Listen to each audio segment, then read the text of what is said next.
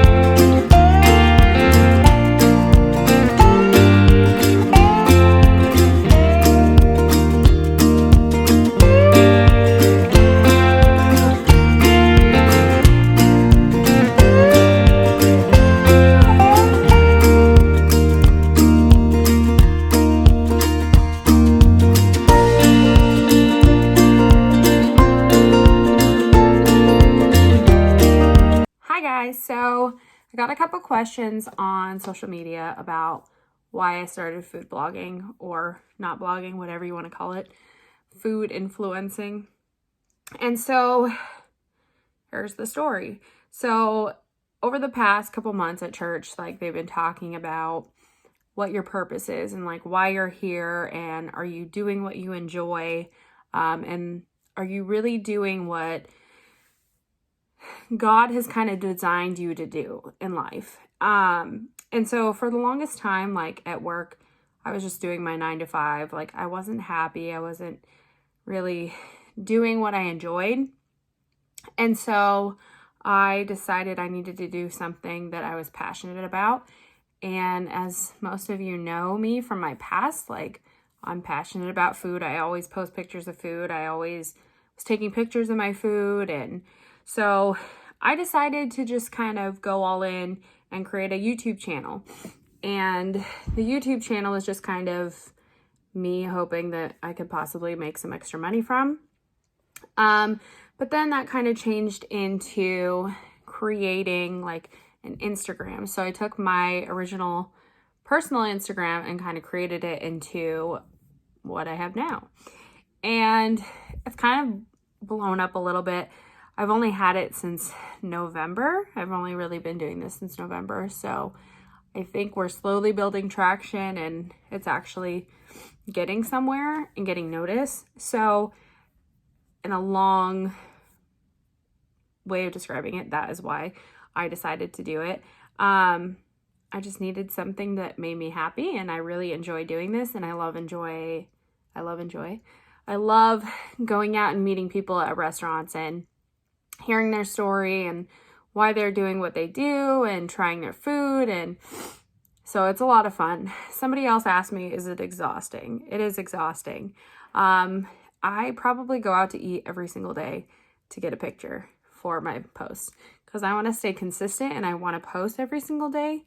And so sometimes I'll catch up and like go to 2 places over the weekend, so I'll have another picture for the next day where I don't have to go out and eat something else again.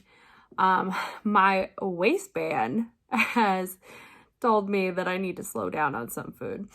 But honestly, it's so rewarding, and I think when you're passionate about something, it makes up for the fact that it is exhausting and that at the end of the day, you really just want to go home and sleep. But I go to a restaurant and I try more food and my pants don't fit. So there's that one. The other question I got is how I come up with restaurants to go to. that one's kind of all over the place. So a couple months ago, I reached out to one of the community pages I'm on, and I literally got probably 300 restaurants. And so I organized them as my nerdy self in an Excel document and to each city that they were in. And so I've slowly been like crossing off the list and trying out some of those places based on, a lot of times I'll base like where I go off of what their pictures look like on social media or on Yelp. That's probably not for the best. But I'm honestly surprised, like a lot of the restaurants that I've tried already have been so good. And I haven't hit a bad one yet. And I'm like hoping that I don't, but I know that eventually it might happen. So I do that. I also, like, if there's a national holiday coming up, I will go on Yelp and try and find like places that have that item. So like the other day it was National Sticky Bun Day. So I tried to look up places. I tried to reach out to the community to see what places had the best sticky buns. The other thing I'll do is like if I'm at work in Glendale, I'll look on Yelp, see what restaurants are around me, what looks good to try it. Same thing if I'm home. I live in Chandler, so it really just depends. I don't really have like a set way I pick a restaurant. Sometimes I'll have people reach out to me and be like, hey, you should come try my restaurant. And so I'm like, cool, I'd never even heard of that restaurant, and now I get to go try it. Somebody asked me if I get free food. That's probably one of the biggest questions. And honestly, since November, I've only had 2 restaurants give me free food. And I like didn't know what to do. I'm like, do I tip them? Do I not tip them? Do I like, I didn't know what to do. So, those 2 restaurants basically said, what do you want?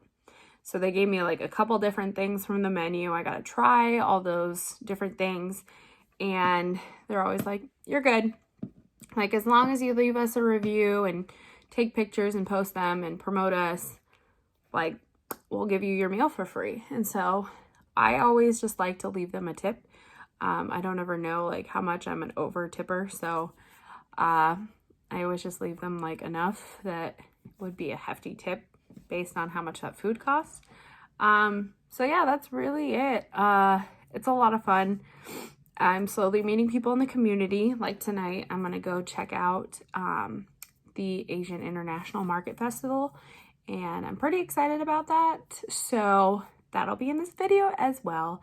But yeah, if you guys have any more questions, I'm just starting this, so I'm kind of feeling it out, seeing how it goes. Yeah, so stay tuned for tonight at the festival. Bye.